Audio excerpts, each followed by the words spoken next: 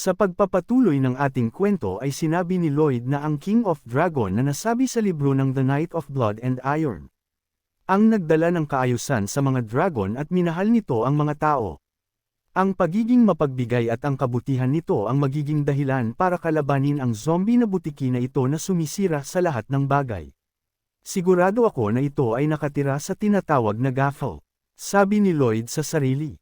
At dito ay tinanong ni Lloyd ang Reyna kung gaano kalayo ang gaffle mula sa kinalalagyan nila. Sinabi ng Reyna na sa bilis ng lipad nila ay lagpas sa isang araw bago sila makarating sa gaffle. Kaya nasabi na lang ni Lloyd sa sarili na, lagot na. At tila nawala ng dugo ang ating bida. Samantala makikita na malapit na silang masakmal ng skeleton dragon. Mabuti na lang at nagawa pang makaiwas ni Joming tamad. Napakalaki at napakabilis ng halimaw na ito. Tapos kakailanganin pa namin na lumipad ng mahigit sa isang araw na may nakabuntot na ganyang bagay sa likod namin. Sabi ni Lloyd sa sarili. Ang kailangan mo ba para sa iyong plano ay matatagpuan sa gaffle? Tanong ni Javier. Sumagot naman si Lloyd na, hindi siya 100% sure. Pero oo, at kailangan talaga nila na makapunta sa gaffle. Kaya naman dito ay nagsagawa ng atake na Aura Blast si Javier. Pero sinabi ni Targa na kahit gasgas ay hindi siya tatablan ng mahinang atake na ginawa ni Javier. Pero nagulat ito nang sa pakpak niya tumama ang atakeng iyon. Kaya medyo nawala sa balance ang skeleton dragon. Kaya dito ay sinabi ni Lloyd na ipagpatuloy lang ni Javier ang kanyang ginagawa dahil gumagana naman ito. Pero mabilis lang na naka-recover ang skeleton dragon ni Targa. Alicia, akin na ang iyong espada, sabi ni Lloyd. Ano, Alicia? Gulat na tanong ng Reyna. Wala ng oras para sa ganyan. Bilasan mo at ibigay mo na sa akin ang iyong espada. Iniabot naman ng Reyna ang espada nito pero makikita sa mukha nito na nagagalit sa siraulo nating bida. Sinabi ni Lloyd kay Javier na sabay silang umatake para hindi makaiwas ang kalaban. At dito nga ay nagpakawala ng isang nakakatakot na mukha ang ating bida. Ay mali, nagpakawala ng malakas na mana blast ang ating bida. Nang makita ito ng skeleton dragon ay tila nanginig ito sa takot. Kaya tila biglang may pumasok sa isip ng Reyna. Sa sabay na pag-atake nila Lloyd at Javier ay parehas nilang nagawang patamaan ang pakpak ng skeleton dragon. Pero na-deflect lang ito ng dragon, kaya nagtaka ang dalawa at nasabi na tila mas lumakas palalo ang kanilang kalaban. Nang biglang hinila ni Queen Alicia si Lloyd. At iniutos kay Javier na itaas ang katawan ni Lloyd. Hoy! Ano ba itong ginagawa nyo? Tanong ni Lloyd. Tila nagkagulatan ang skeleton dragon at si Lloyd na makita na halos magkalapit na sila. Sinabi ni Queen Alicia na sundin lang ni Lloyd ang ipag-uutos nito at sinabi kay Lloyd na sumigaw ito. Sabay gamit ng blast slap sa puwet ni Lloyd.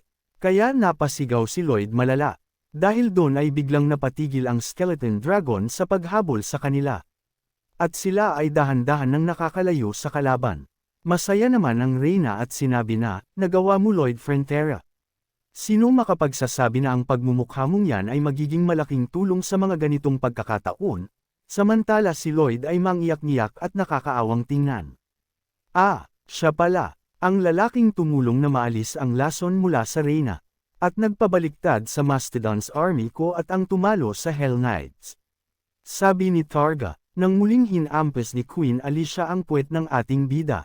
Kaya labas na naman ang pangit na itsura ng ating bida. Kaya napasabi si Targa na, hindi siya basta-basta natatakot, pero sa pagmumukha ng ating bida ay halos himatayan na siya sa takot. Dagdag pa nito na kung papaano ang malahalimaw na pagmumukha na ito ay nagagawang maglakad sa mundo. Hahaha, kawawa naman si Lloyd. Tinira ang itsura. Balik sa kwento, dito ay sinabi ni Targa na, perfect ang pagkakataong ito para makaganti sa dalawa. Habang si Queen Alicia naman ay tila nag-e-enjoy sa paghampas sa puwet ng ating bida, samantala si Targa ay nakaisip ng paraan kung saan tinakpan nito ang kanyang mga mata para di makita ang itsura ni Lloyd. Dahil sa tinakpan na ni Targa ang mga mata niya, sinabi naman ni Javier na, magtakip ng tenga si Queen Alicia gamit ang mana at sinabi nito kay Lloyd na, gamitin nito ang kanyang Banshee Scream, pagkanta yon si Raulo, asar na sabi ni Lloyd. Kahit ano pang tawag dun gawin mo na sabi naman ni Javier. Kaya kumanta ng malakas si Lloyd. Pero si Targa ay nagawa na pala na takpan ang mga tenga nito. Kaya nagtataka sila kung paano pa rin sila masusundan nito dahil nakatakip na ang mata at tenga ng kalaban. Dahil doon ay sinabi ng dalawa na wala ng kwenta si Lloyd bilang sandata. Samantala sinasabi ni Lloyd na wala nang ibang magagawa kundi sila na lang mismo ang lalaban sa Skeleton Dragon dahil ang Dragon King idea ay di na nila magagawa. Kung saan biglang naisip ni Lloyd ang isang kahinaan ng mga dragon at naalala niya ang buntot ng dragon na kanyang kinuha at pinalitan ng artificial na buntot. Tama yun nga ang kahinaan ng dragon na ito. Habang patuloy sila sa paglipad sa himpapawid ay nakasunod pa rin ang Skeleton Dragon.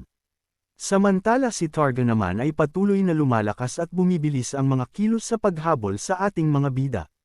Makikita na dahan-dahan na nitong naaabutan sila Lloyd. Hanggang sa inutusan ni Lloyd si Joming ng spiderweb flare, kung saan makikita na pinapa-luputan nito ang Skeleton Dragon. Dahil sa pagkainis ay biglang nawala sa harap nito ang ating mga bida. Kaya nagtataka si Targa kung saan na sila napunta. Hanggang sa sabay na tumalon si Javier at Queen Alicia para atakihin ang Skeleton Dragon. At sinabi ni Lloyd na ang pang-apat na buntot mula sa pelvis ang atakihin nila. Mabilis na inatake ng dalawa at matagumpay naman nilang tinamaan ang kanilang target. Hanggang sa inatake ng Reyna ang buntot at tuluyan na nila itong naputol. Kaya makikita ng iting tagumpay si Lloyd habang ang Skeleton Dragon ay dahan-dahan na bumabagsak mula sa himpapawid.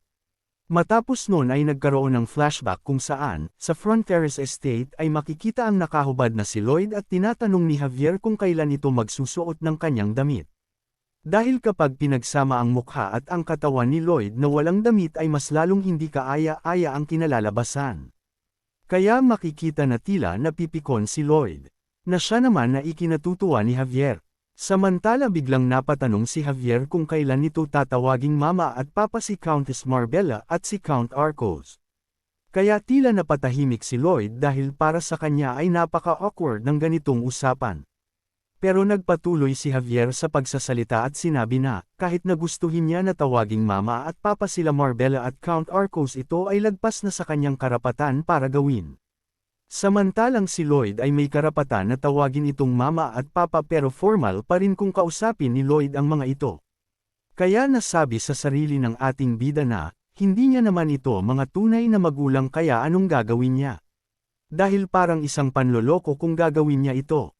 Matapos nun ay humihingi ng paumanhin si Javier dahil nagiging emosyonal siya sa tuwing mababanggit ang salitang mama at papa. Saka ito ay nagpaalam na kay Lloyd para matulog.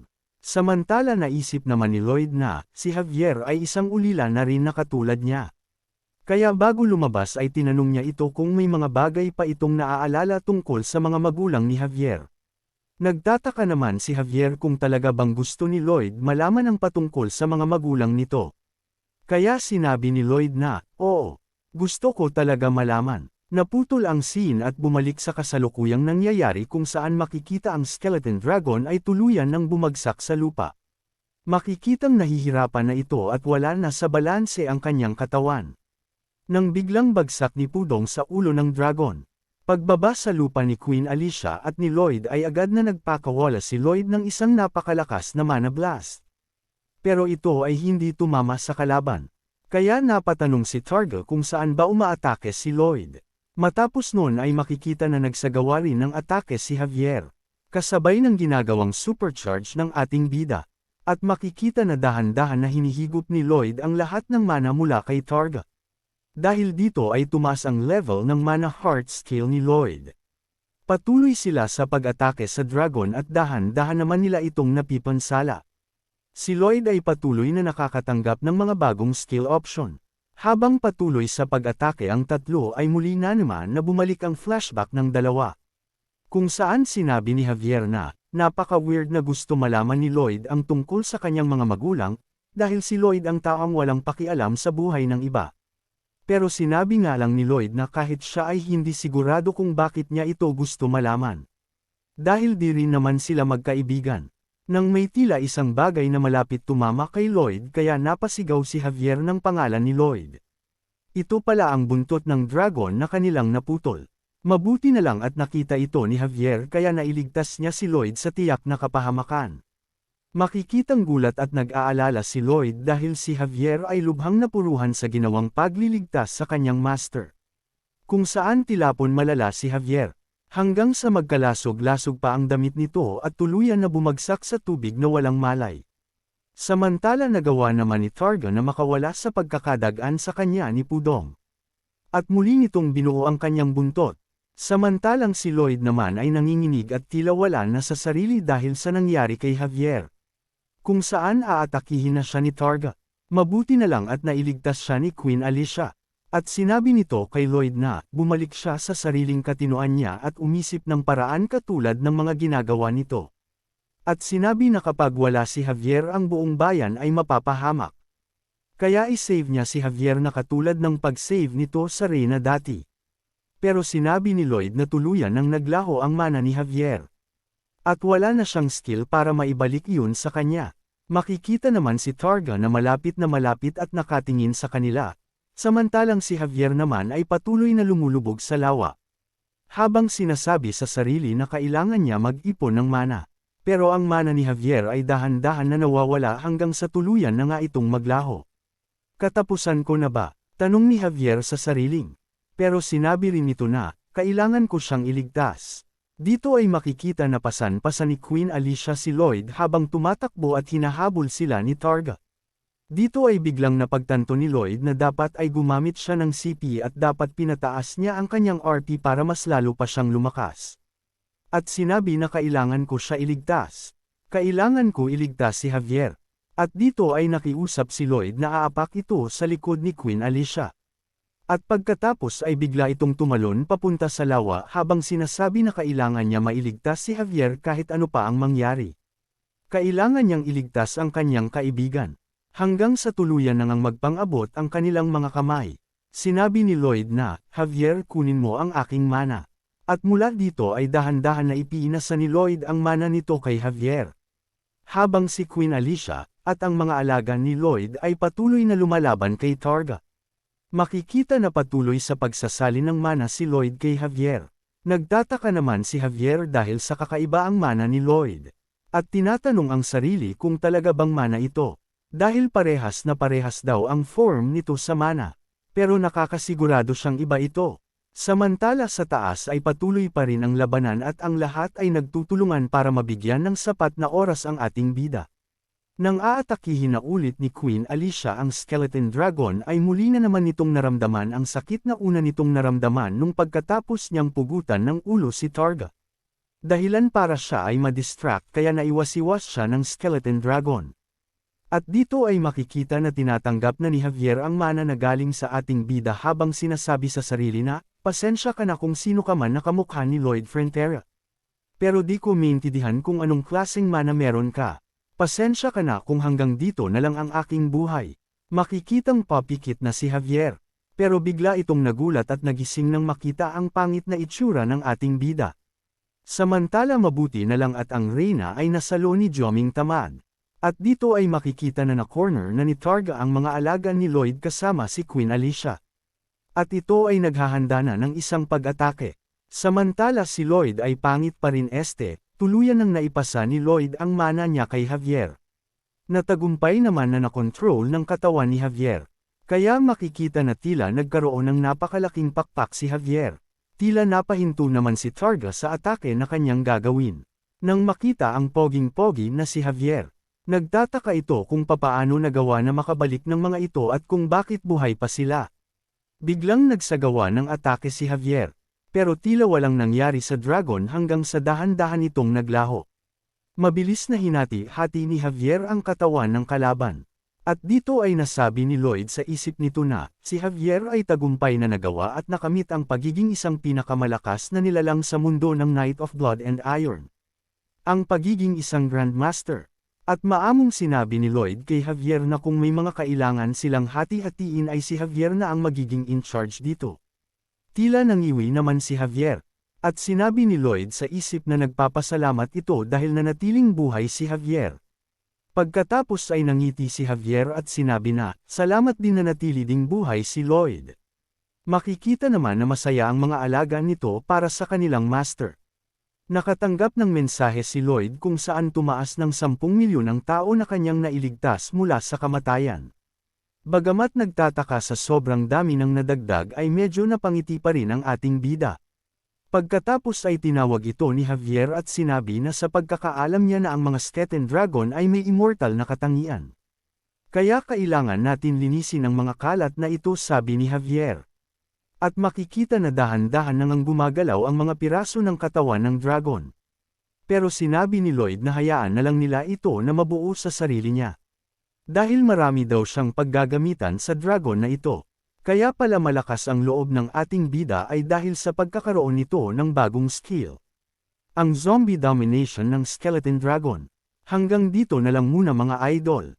Marami pa akong trabaho na tatapusin kaya di ko masisigurado ang araw-araw na pag-upload. Sana ay maunawaan ninyo. Maraming salamat sa panunood. See you on the next one. Yeah!